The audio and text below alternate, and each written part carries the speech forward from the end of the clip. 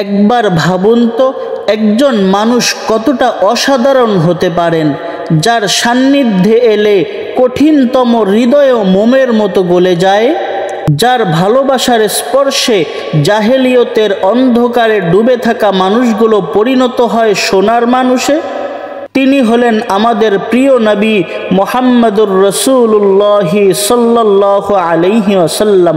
তার জীবনের পরতে পরতে জড়িয়ে আছে এমন অসংখ্য ঘটনা যা আমাদের অবাক করে দেয়, ভাবতে শেখায়। তিনি শুধু একজন বার্তাবাহকই ছিলেন না, তিনি ছিলেন একজন দক্ষ কারিগর, যিনি সাধারণ মাটির মানুষকে গড়ে তুলেছেন ইতিহাসের সেরা ব্যক্তিত্বে। এর সবচেয়ে উজ্জ্বল উদাহরণগুলোর একজন হলেন হযরত উমর ইবনুল খাত্তাব রাদিয়াল্লাহু তাআলা আনহু। ইসলাম গ্রহণের আগে তিনি কেমন ছিলেন তা তো আমাদের সবারই জানা আছে।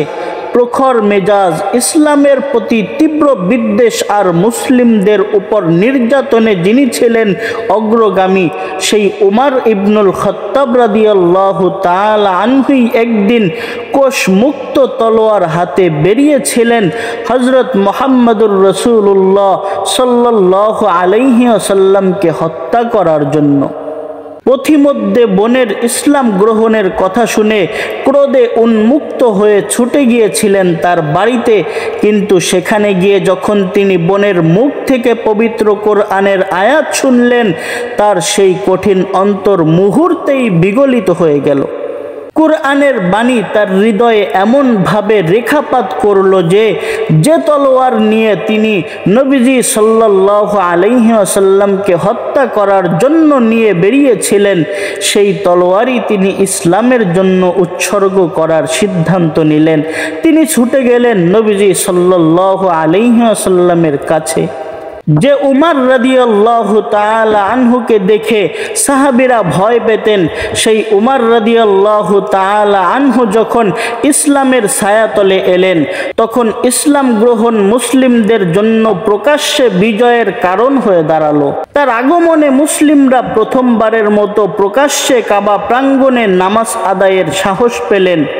কি ছিল সে স্পর্শে যা উমারের মতো কঠিন হৃদয়ের মানুষকে ফারুক বা সত্য মিথ্যার পার্থক্যকারী বানিয়ে দিল? তা ছিল নবীজি সাল্লাল্লাহু আলাইহি ওয়াসাল্লামের ভালোবাসা, তার প্রজ্ঞা আর তার আধ্যাত্মিক দীপ্তি। তিনি হযরত উমর রাদিয়াল্লাহু তাআলা আনহু এর ভেতরের সম্ভাবনাকে দেখতে পেয়েছিলেন। তাই তো তিনি দোয়া করেছিলেন, হে আল্লাহ, আপনি উমর ইবনুল খাত্তাব রাদিয়াল্লাহু তাআলা আনহু অথবা আবু জাহেল এ দুজনের একজনকে দিয়ে ইসলামকে শক্তিশালী করুন। আল্লাহ তাআলা তার প্রিয় হাবিবের দোয়াকে কবুল করেছিলেন। হযরত উমর রাদিয়াল্লাহু তাআলা আনহুর এই রূপান্তর কোনো বিচ্ছিন্ন ঘটনা নয়। বিলাল রাদিয়াল্লাহু তাআলা আনহু, খাব্বাব রাদিয়াল্লাহু তাআলা আনহু, আবু যর রাদিয়াল্লাহু তাআলা আনহু এর মতো অসংখ্য সাহাবীর জীবনও বদলে গিয়েছিল তারই পরশে। তারা এসেছিলেন সাধারণ মানুষ হয়ে, কিন্তু ফিরে গেলেন এমন এক একজন নক্ষত্র হয়ে, যাদের আলোয় আজও উম্মাহ পথ খুঁজে পায়।